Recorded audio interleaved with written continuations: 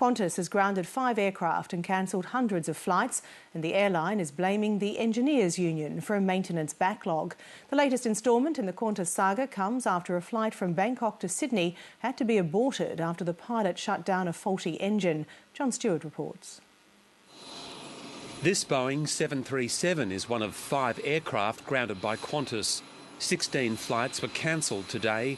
Qantas says about 400 more flights will be cut over the next month. Qantas is blaming aircraft engineers for going on strike and creating a maintenance backlog.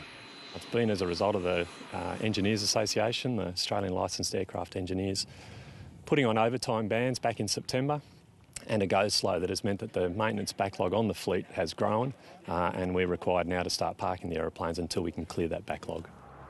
But the engineers' union says that 2 of the 5 aircraft have been grounded because Qantas is preparing to sell its older planes. It doesn't surprise me that Qantas have brought the press out here today to say that aircraft have been grounded due to engineers' dispute.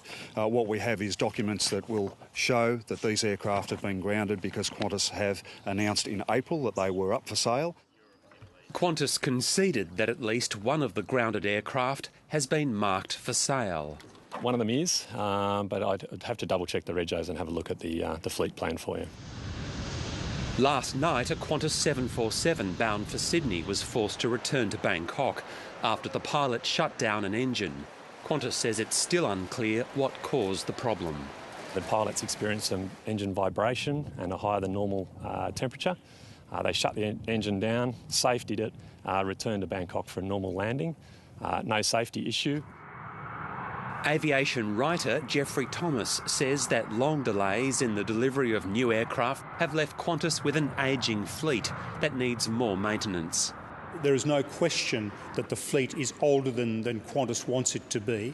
That is absolutely due to the fact that the A380s are late, and as I said, the 787s are late.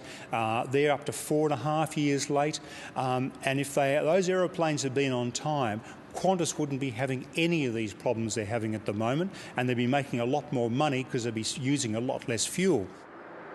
Jeffrey Thomas believes that in the past, Qantas has made some poor choices and missed out on some of Boeing's better aircraft.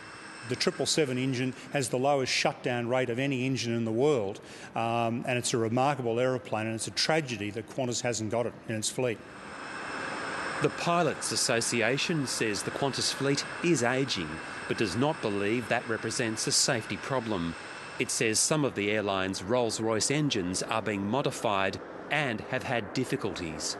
I don't think there's necessarily any safety issues per se. I think what we're seeing here is, the odd failure every large airline has, and some of that might be attributable to modifications due on those engines.